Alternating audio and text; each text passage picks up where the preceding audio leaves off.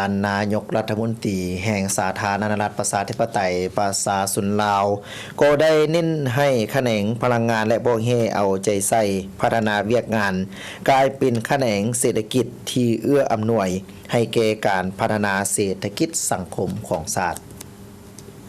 ท่านสนใจศรีพันดอนนายกรัฐมนตรีแห่งสาธารณรัฐประชาธิปไตยประชาชนลาวได้ให้เกียรติโอ้ล้มต่อกองประชุมเวียกงานพลังงานและบ่แห่ทั่วประเทศประจำปี 2024 ซึ่งได้จัดขึ้นในวันที่ 31 มีนาคม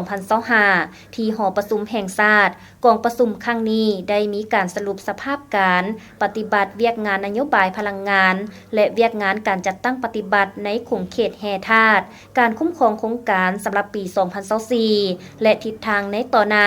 หน้าที่และระดับคาดหมายสำหรับปี 2025 รายงานเกี่ยวกับสภาพการเคลื่อนไหวของบรรดากรมห้องการสถาบันและวิสาหกิจที่ขึ้นกับกระทรวงพลังงานและบ่แห่เกี่ยวกับการเฮ็ดบทบาทและหน้าที่เป็นเสนาธิการทางด้านวิชาการและการปฏิบัติแผนงานปิ่นอ้อมการปฏิบัติแผนพัฒนาแขนงการใน1ปีที่ผ่านมารับฟังการประกอบคำเห็นของผู้ต่างหน้าบรรดากระทรวงการประกอบคำเห็นของห้องเจ้าของนครหลวงห้องเจ้าแขวงและแผนกพลังงานและบ่แห่แขวงและนครหลวงเวียงจันทน์ในโอกาสดังกล่าวท่านสอนไซศรีพันดอนได้แสดงความย่องยอสมเสยต่อแขนงการพัฒนาเวียกงานพลังงานและบ่แห่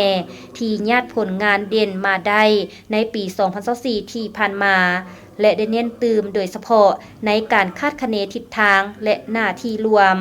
ในการพัฒนาแขนงการดังกล่าวสำหรับระยะปี 2026 หาปี 2030 แม่นต้องสู่สนเฮ็ดให้แขนงพลังงานและบ่แห่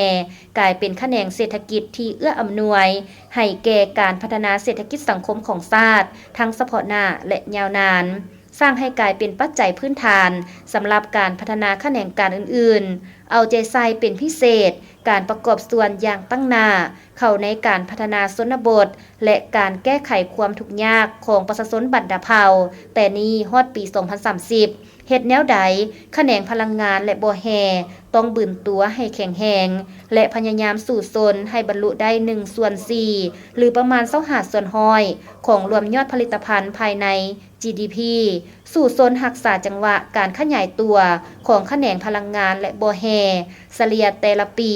บ่ให้หลุด10-52%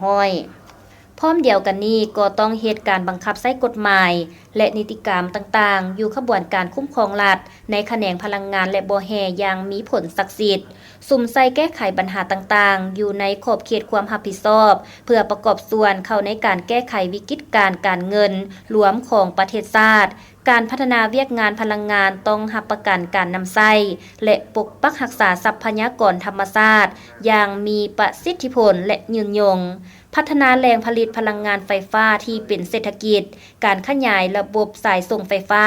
แนใส่เพื่อตอบสนองความต้องการสมไส้อยู่ภายใน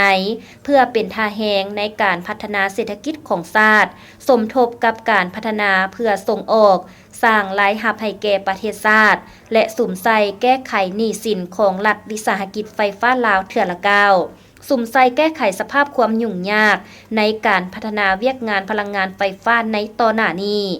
ในการเอาใจใส่ปรับปรุงการกำหนดแผนให้ละเอียดชัดเจนสมทบอย่างแน่นแฟ้นระหว่างการพัฒนาแหล่งผลิตกระแสไฟฟ้า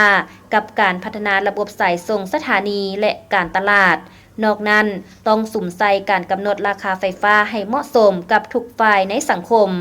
บริษัทสายส่งไฟฟ้าแห่งชาติต้องเคลื่อนไหวให้แข็งแรงกว่าเก่าเพื่อเฮ็ดให้บทบาทเป็นผู้พัฒนาเวียกงานสายส่งแบบครบวงจร